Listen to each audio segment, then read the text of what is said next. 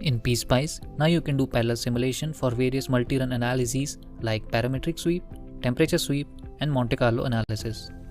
PSpice can now use multiple logical processors available at your desktop to run simulations in parallel, saving precious time.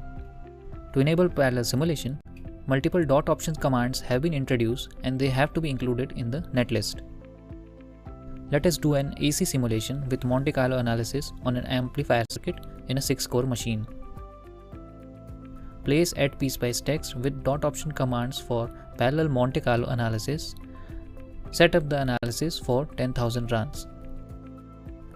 Run the simulation to observe parallel simulation jobs getting activated. After simulation, select all the runs and plot a histogram. For this, launch the performance analysis and select functional expression max of Vout. In the output file, the total simulation time is around 75 seconds. On comparing the same analysis when run serially, the total simulation time is more than 500 seconds, which is 4 times higher.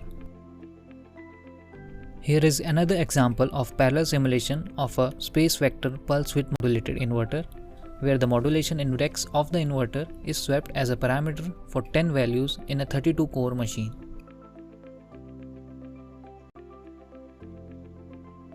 After simulation, the output file lists total simulation time of 66 seconds.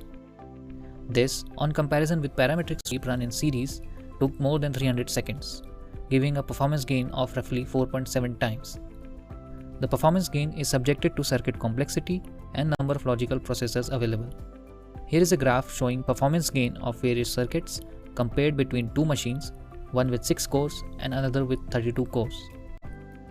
Now with PSpice, utilize the power of parallel simulation and get the results quickly.